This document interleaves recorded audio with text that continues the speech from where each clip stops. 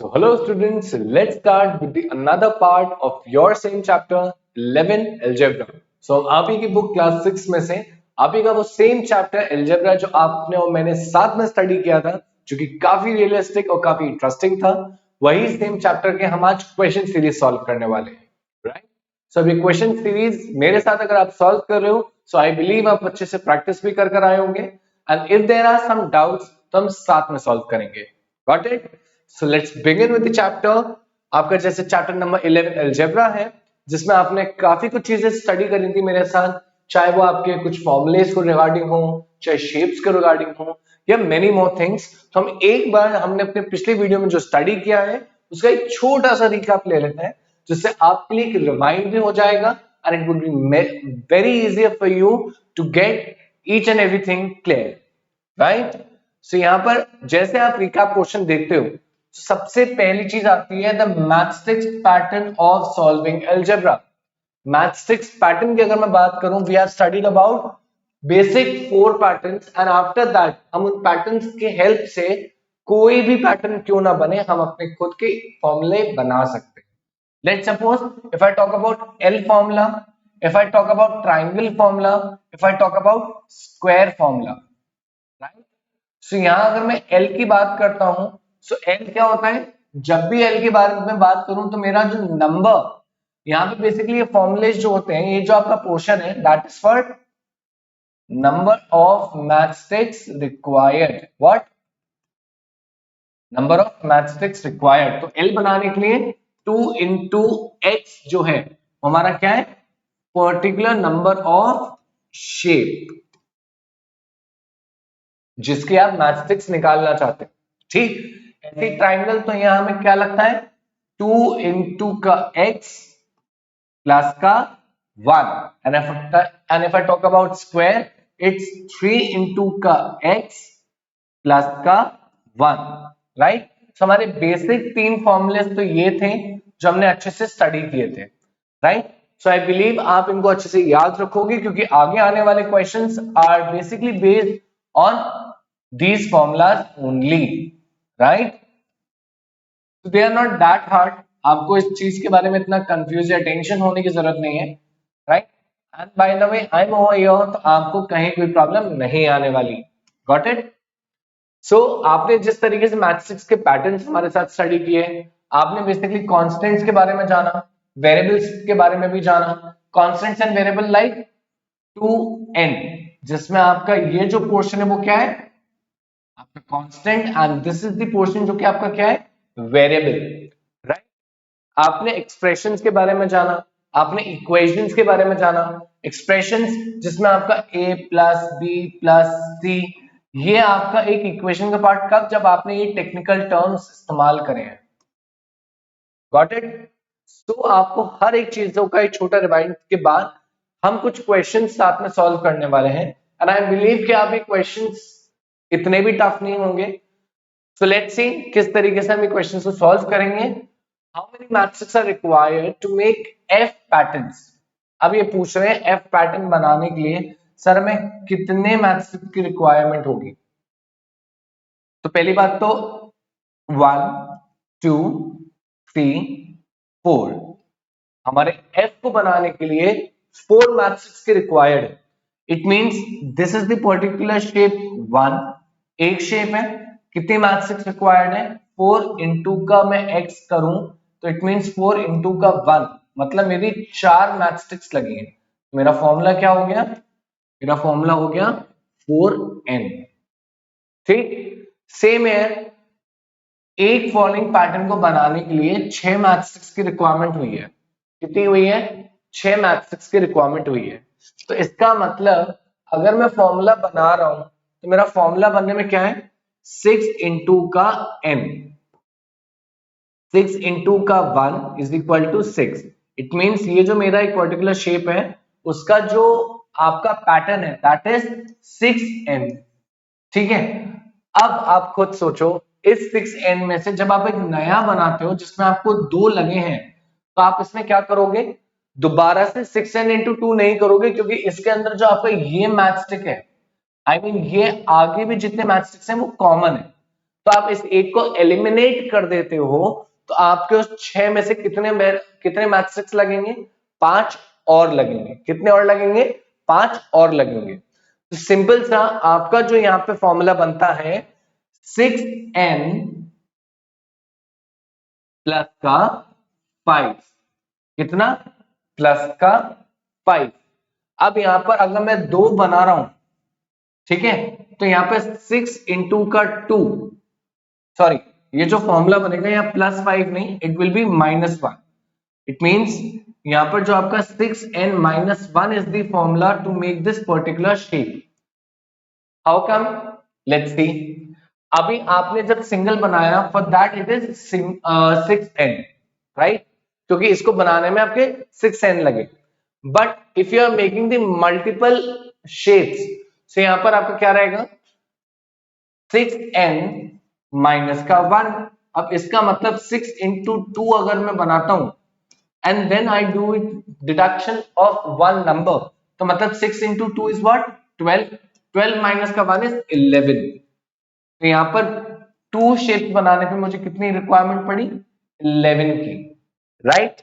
Same है अगर मैं यहां बात करूं, अगर मैं यहां बात करता हूं 3 की, राइट, तो अब इस 3 में क्या होगा आप खुद सोचो। जब आपने इसके लिए 11 की रिक्वायरमेंट हुई थी, आपने जब एक और बनाया, राइट, तो यहां पर क्या हुआ? 1 2 3 4 5, ठीक है, एंड दिस इज 6 1। तो यहां पे एक शेप का 6, फिर आपके पास आ गए 5, फिर आपके पास आ गए 5, राइट। तो आपके पास इन टोटल कितने हो गए? इन टोटल कितने हो गए आपके पास? हो गए 16। बट अब आप जब 3 के लिए फॉर्मूला बनाओगे, तो यहां पर आपका जो फॉर्मूला बनेगा वो -1 की जगह -2 हो जाएगा। जब आप नंबर ऑफ 3 डालते हो, मतलब आप जितने ही शेप्स बना बढ़ाते चले जाओगे, उतना ही आप डिडक्शन ऑफ नंबर्स बढ़ाते चले जाओगे, ठीक है। अब यहां पर जब आप 3 शेप्स के लिए निकाल रहे हो, तो यहां पर 6 इंटू 3 माइनस का 2 कितना हो गया? 18 माइनस 2 इज 16। तो यहां पर आपके लगे 16, ठीक। सेम ओवर हियर, यही चीज आप यहां नोटिस करोगे। मानो आपने 4 शेप्स बनाए, राइट। अब आपने 4 शेप्स बनाए तो 1 2 3 4 5, 5 और लगे आपके। Got it? तो यहां पर जब आप 4 शेप बना रहे हो और आपका एक और शेप के लिए कुछ मैट्रिक्स लग रही है, तो आपका क्या होगा?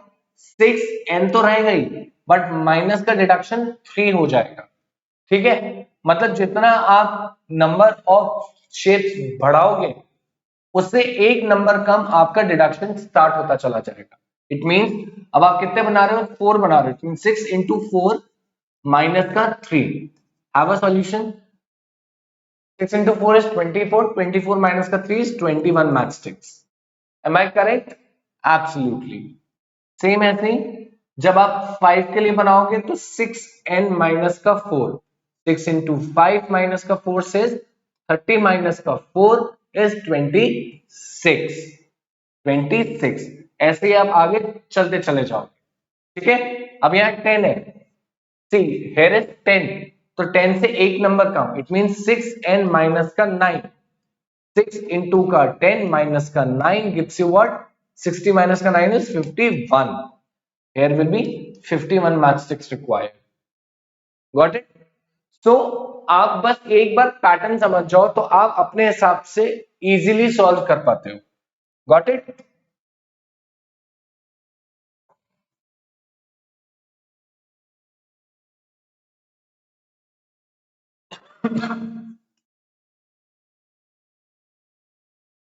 इसी तरीके से हम आने वाले कुछ एग्जांपल्स जैसे कि यहां देख रहे हैं।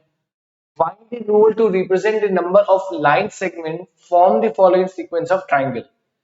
If n stands for the number of triangle, then s stands for the number of sides.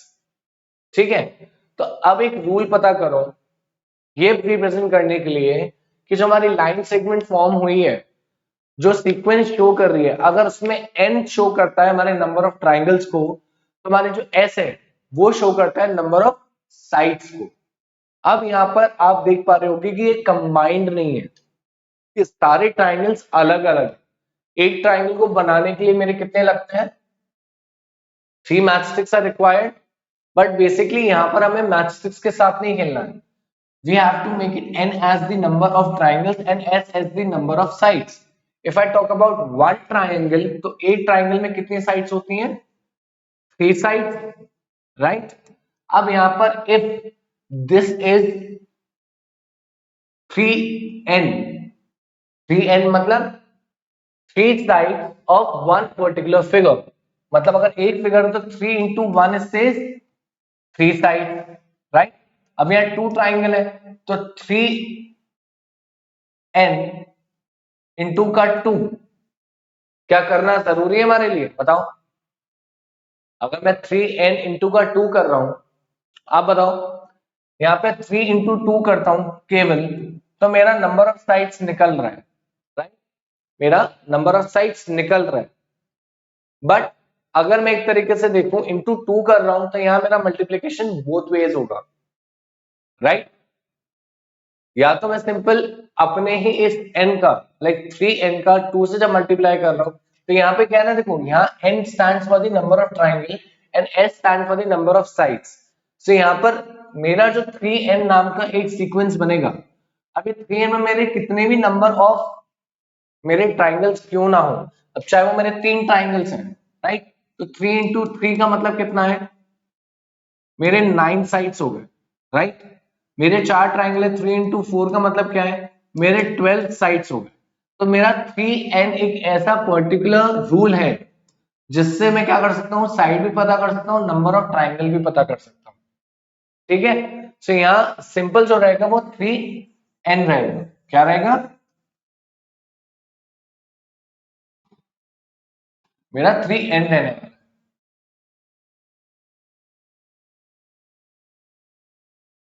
Moving towards the next part जिसमें हमें कांस्टेंट और वेरिएबल्स को सेपरेट करना है. It's very easy. अगर मैं यहाँ इसको ले लूं, राइट, मैं इसको ले लूं, ठीक है, या मैं इसको ले लूं. अब जैसे 6n है, 6n में क्या है, 6z है. This is our constant, this is our variable. Easy. Same है, 2p है, 2 is our constant, p is our variable. Same अगर मैं 3x अपॉन 4 के बारे में बात करूं तो 3 upon 4 is what, constant, x is what, variable. तो आपने क्या करा, फिक्स नंबर्स को और वेरिएबल्स को अलग अलग स्टैंड आउट कर दिया जिस हिसाब से आपसे पूछा गया था. ठीक है? नाउ ये ट्रू और फॉल्स है, it's kind of easy thing for you. अभी हम बात करते हैं आपके आने वाले जो एक्सरसाइजेस हैं उनको सॉल्व करने की. अब लेट्स सपोज मैंने एक रैंडम एग्जांपल ले लिया बेसिकली कैडेट्स का. Cadets are marching in a parade. There are 5 cadets in a row. What is the rule to give the number of cadets given in the given number of rows. मतलब हमें number of रोज के लिए n use करना है as the variable is asked for. और यहाँ पर क्या है, एक परेड में कैडेट्स मतलब हमारे जवान परेड कर रहे हैं. ठीक है? अब एक रो में, पर्टिकुलर रो में 5 जवान है हमारे. ठीक है? तो आप रूल बनाओ. अब जैसे मानो कि मेरे नंबर ऑफ रोज कितनी है, n, और एक पर्टिकुलर रो में कैडेट्स कितने हैं, 5. तो this is the rule to find the number of cadets marching in each and every row. Let's suppose अगर 10 रो है तो 5 into 10 are total 50 cadets marching in that particular parade. ठीक है? Let's suppose मान लो कि मैंने एक random example ये ले लिया. A teacher distribute 5 pencils per student, right? Can you tell how many pencils are needed if given to the number of students? अब आप खुद बताओ, एक पर्टिकुलर स्टूडेंट के लिए टीचर कितने पेंसिल डिस्ट्रीब्यूट करती है, 5. तो आप मुझे ये बता सकते हो कि कितनी पेंसिल्स रिक्वायर्ड रहेंगी. मतलब यहाँ पे नंबर ऑफ पेंसिल्स पूछी हैं. सेम तरीके से मान लो ये पर student is a particular kind of a shape and ये जो पेंसिल्स हैं they are the number of matchsticks. तो एक तरीके से इस नंबर ऑफ मैचस्टिक्स का सेम वे में अगर मैं निकालूं कि नंबर ऑफ पेंसिल्स निकालनी है मुझे, तो मुझे क्या करना पड़ेगा, मेरे को अपने इन बच्चों से मल्टीप्लाई करना पड़ेगा. और हर बच्चे को जैसे 5 पेंसिल्स मिली हैं हर एक बच्चे को कितनी पेंसिल मिली है? 5। तो अगर जितने भी नंबर ऑफ बच्चे होंगे उनका मैं 5 से मल्टीप्लाई कर दूं, मतलब 5 इंटू n कर दूं, तो मेरा सिंपल नंबर ऑफ पेंसिल्स निकल आएंगी। Absolutely same here. अगर यहाँ पे मैं कुछ और रैंडम 2 एग्जांपल्स देखूं, और इनके रैंडम एग्जांपल्स में जैसे कि मान लो लीला, लीला राधा की छोटी बहन है। लीला 4 साल यंगर है राधा से। तो आप ये बता सकते हो कि can you write the Leela's age in the terms of Radha's age? Take Radha's age as the x years। ठीक है, मतलब मान लो कि Leela is Radha's younger sister. लीला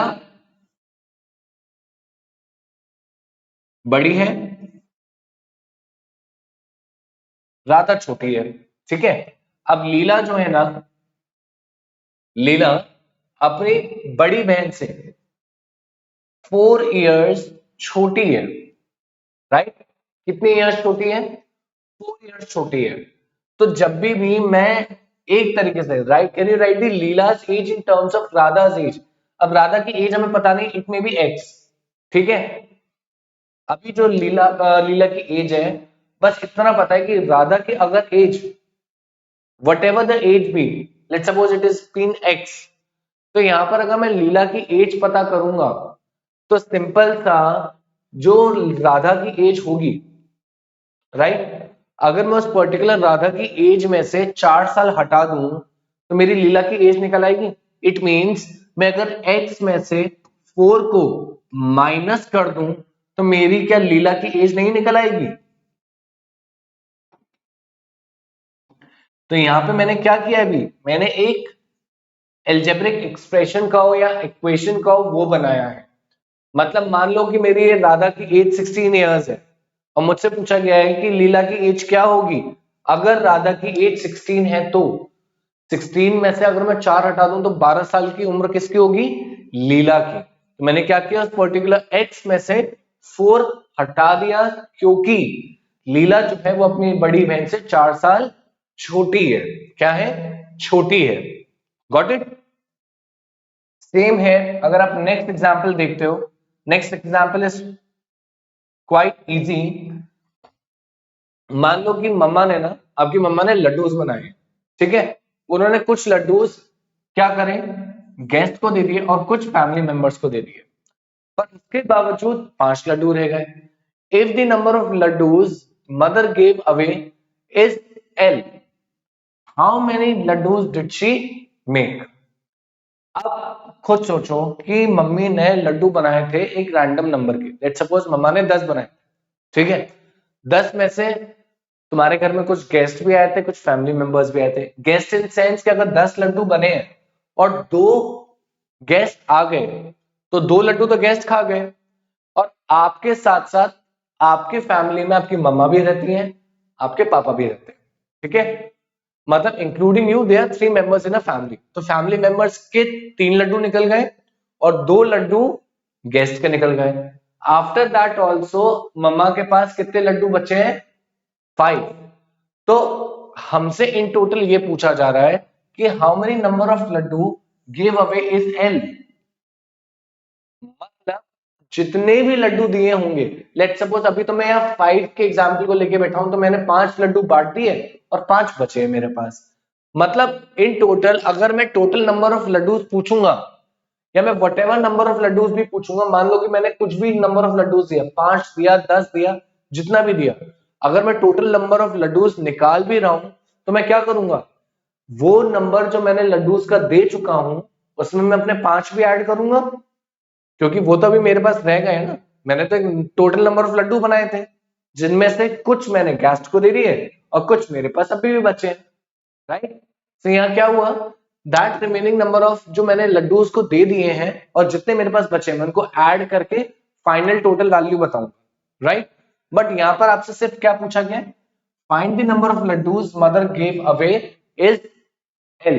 तो यहां पर एक तरीके से how many laddoos did she make. अगर आपसे कह दिया था कि वो random number of laddoos L है, तो यह यही तो पूछ रहे हैं कि आपकी मम्मा ने लड्डू कितने बनाए होंगे। ऑब्वियस ही बात है कि अगर मम्मी ने L दे दिए हैं और मेरे पास 5 बचे हैं तो मेरे पास टोटल नंबर ऑफ लड्डू कितने हो गए? इतने। Is that clear? Same way अगर आप ऑरेंजेस को देखते हो, like oranges are to be transform into larger boxes from larger boxes into smaller boxes, ठीक है? When a larger box is empty, the orange from it filled to two smaller boxes, and still 10 oranges remain outside. If the number of oranges in a small box are taken by x, then what is the number of oranges in the larger box? This is also quite easy. अब यहां पर क्या हुआ, यहां पर कुछ हुआ, एक रैंडम नंबर, ठीक है? यहां पर क्या हुआ, आपके पास एक हुआ एक रैंडम नंबर, ठीक है? अब इस रैंडम नंबर में क्या होता है मैं आपको समझाऊं। एक बड़ा डब्बा लिया, ठीक है? लेट्स सपोज एक एग्जांपल देखते हैं, ठीक है? एक बड़ा डब्बा था, मतलब यहाँ पे हम लेने गए संतरा, और संतरा हम लाए थे एक सबसे बड़े बॉक्स में। अब हमने उस बड़े बॉक्स को खाली करा और हमने अपने दो छोटे डब्बे भर लिए। मान लो लेट्स सपोज कि मैं लेकर आया था 20 ऑरेंजेस, ठीक है, एक बड़े से बॉक्स में। अब मैंने क्या करा, उस 20 बॉक्सेस को खाली करके अपने छोटे डब्बों में भर लिया। मतलब मेरा एक छोटा डब्बा जो था उसकी कंटेनिबिलिटी थी सिर्फ 8 ऑरेंजेस की, तो करीबन 8 ऑरेंजेस के हिसाब से मेरे दो अगर बॉक्स भरने हैं तो कितने हो गए, 8 इंटू 2। हाउ मेनी, कितने हमारे कितने ऑरेंजेस भर गए होंगे हमारे दो बॉक्स में, दो ऑरेंजेस भर गए होंगे, दो बॉक्सेस भर गए होंगे, बिकॉज 8 इंटू 2 इज 16 ऑरेंजेस। अभी भी मेरे पास कितने ऑरेंजेस रह गए, मेरे पास रह गए हैं 4 और ऑरेंजेस, ठीक है? सेम कैटेगरी में यही क्वेश्चन डिजाइन किया, मतलब ऑरेंजेस लेकर तो आया था, उसने लार्जर बॉक्स में से छोटे बॉक्स के अंदर ट्रांसफर कर दिए। लार्जर बॉक्स खाली करने पर पता चला कि उसके दो स्मॉलर बॉक्सेस तो भर गए हैं, बट उसके बाद भी 10 ऑरेंजेस ऐसे हैं जो अभी भी बाहर रह गए हैं, राइट? तो if the number of oranges in a small box are taken to be x, मतलब जो नंबर ऑफ बॉक्सेस में, सॉरी जो स्मॉल बॉक्स है, स्मॉल बॉक्स में कोई भी random of number of oranges हैं, ठीक है, उसको मैं x मान लूं, तो what is the number of oranges in the larger box? तो पहली बात तो बॉक्स कितने थे, दो, और दो बॉक्सेस थे उनके अंदर रैंडम नंबर ऑफ ऑरेंजेस थे, और मुझसे पूछा जा रहा है कि मैं बड़े डब्बे में कितने ऑरेंजेस लाया था, तो मेरे पास रिमेनिंग अभी भी कितने हैं, 10 और remaining. That's my simple equation. मेरे पास कितने बॉक्सेस हैं, दो बॉक्सेस हैं, हर एक बॉक्स में कितने ऑरेंजेस हैं पता नहीं, तो मैंने उसको क्या मान लिया, x मान लिया। व्हाट, x मान लिया। तो लेट्स सपोज मेरे कोई रैंडम नंबर ऑफ ऑरेंजेस थे मेरे स्मॉलर बॉक्स में से, और मुझे इतना पता है कि मेरे बॉक्सेस दो हैं, तो मैं उनको 2 इंटू एक्स लूंगा, जिसमें से x क्या है, मेरा वो रैंडम नंबर ऑफ ऑरेंजेस जो मेरे स्मॉल बॉक्स में है, ठीक है? तो अभी क्या हुआ कि मैंने कौन सी क्वांटिटी कवर करी जो मेरे स्मॉल बॉक्सेस में थी, बट मैं जब अपने लार्जर बॉक्स से छोटे बॉक्स में डाला, मेरे पास अभी कितने रह गए हैं, 10 और रह गए। कितने रह गए, 10 और रह गए। तो इस हिसाब से अगर मैं अपने लार्जर बॉक्स की क्वांटिटी पता लगाना चाहता हूं, तो 2 इंटू एक्स करके मेरे स्मॉलर बॉक्सेस की क्वांटिटी तो कवर हो गई, साथ में जितना बाहर रह गया वो मुझे ऐड करना पड़ेगा, तभी तो मुझे पता चलेगा कि मैं इन टोटल ऑरेंजेस अपने बड़े बॉक्स में लाया कितने था। सही बात है कि नहीं है? तो यहाँ पे 2x इंटू का 10 करा, जिससे मुझे पता चला कि मेरे कितने ऑरेंजेस आए थे, मेरे इन टोटल मेरे बड़े बॉक्स में 2x इंटू के 10 ऑरेंजेस प्लस के 10 ऑरेंजेस आए। Got it? तो दिस इज द वे। अगर आप नोटिस करोगे तो ये चैप्टर सच में इतना इजी है कि आप आराम से इस चैप्टर को जब इसकी लैंग्वेज समझोगे ना, तो वो चीज कवर होती चली जाएगी। Algebra is one of the portion की अगर मैथमेटिकल लैंग्वेज सीख गए तो आपको मैथ से अच्छा कुछ नहीं लगेगा, राइट?